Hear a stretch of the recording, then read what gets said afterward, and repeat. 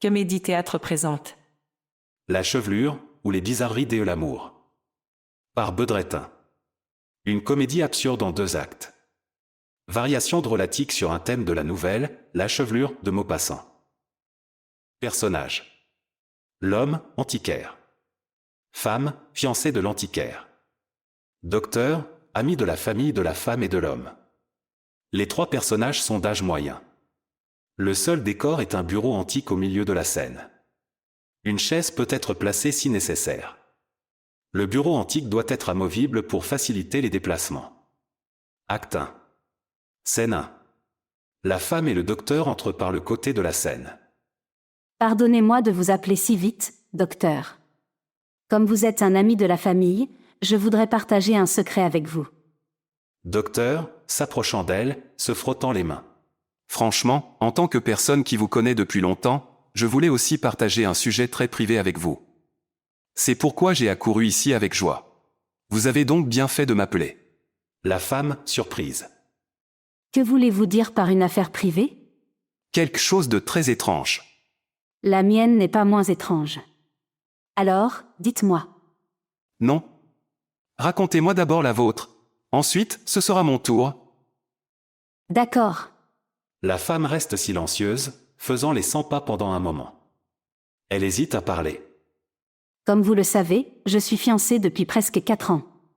Dernièrement, ma relation avec mon fiancé a pris une tournure très étrange. Comme quoi ? La femme, montrant les meubles anciens au centre de la scène. Vous voyez ce meuble ? Il s'y intéresse beaucoup depuis quelque temps. Docteur, surpris. En quoi cela affecte-t-il votre relation ? Mon fiancé achète et vend des antiquités. Il a acheté ce vieux meuble il y a 4 mois. Depuis, notre vie a complètement changé. Et Au début, il s'est montré très intéressé par le meuble et m'a dit qu'il le garderait pour lui pour toujours. Je n'ai rien vu de suspect au début, mais ensuite, puis quoi ? il en est tombé amoureux. Il a commencé à l'embrasser, à le caresser. Ne pourrait-il pas être fasciné par ce chef-d'œuvre de menuiserie ? Après tout, il est évident que ce meuble est l'œuvre d'un artisan. Docteur, une fille honnête se doute de tout sur un homme malhonnête. Continue. Au bout d'un moment, j'ai découvert la vérité. Il s'est avéré que sa passion était pour un objet à l'intérieur du meuble. Et Un jour où mon fiancé n'était pas là, j'ai fouillé dans le placard. J'ai trouvé une mèche de cheveux en forme de perruque. Au début, je ne me suis pas méfiée. Mais j'ai vite découvert qu'il était amoureux de cette perruque. est-ce possible ? Si j'ai bien compris, il a mis le plus beau corps de femme qu'un homme puisse imaginer sous la perruque. Puis il est tombé amoureux de cette femme qu'il avait créée dans son imagination. Est-ce qu'il vous l'a dit ? Non. Ils ne se sont pas encore ouverts à moi. Jusqu'à présent, il n'y a pas eu d'aveu de leur part. Ils me cachent leur relation pour l'instant. Vous êtes sûr ? Oui. Je les ai observés secrètement et j'ai tout vu de mes propres yeux. Qu'avez-vous vu ? Il parlait à la perruque comme s'il y avait une femme devant lui disant de belles paroles que je ne lui avais jamais entendu dire auparavant. C'est tout ? J'aimerais bien que ce soit tout. Elle porte son mouchoir à ses yeux et sanglote.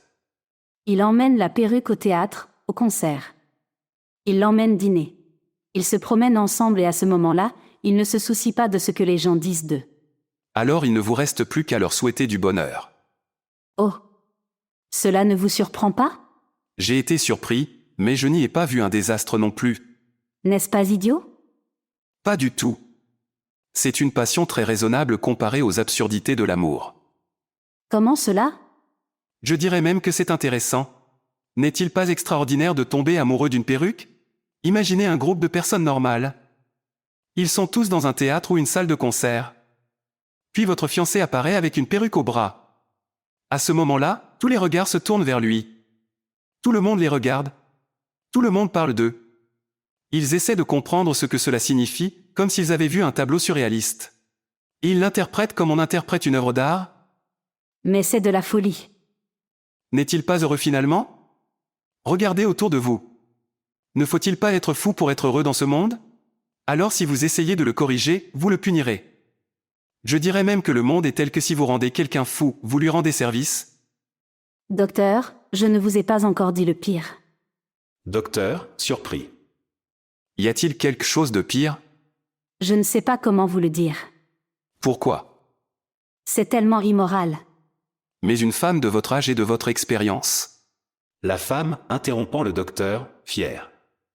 Pas une femme, une fille. Et je n'ai aucune expérience. Parce que je suis vierge, docteur. Je dis cela pour éviter tout malentendu.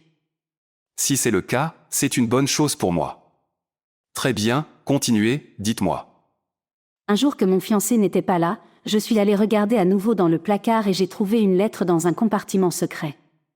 La lettre révélait à qui appartenait la chevelure et la raison pour laquelle elle avait été coupée. Sort une très vieille lettre de sa poche. Voici la lettre. Le médecin prend la lettre et la regarde. C'est étrange. C'est vraiment étrange. Vous voulez que je la lise? La femme met son mouchoir sur son œil et sanglote. Vous pouvez supporter de la lire. Mais je ne sais pas si je peux supporter de l'écouter. D'accord. Je lis. Fin du premier épisode. Abonnez-vous au Comédie Théâtre Podcast pour écouter d'autres épisodes des pièces comiques de Bedretin.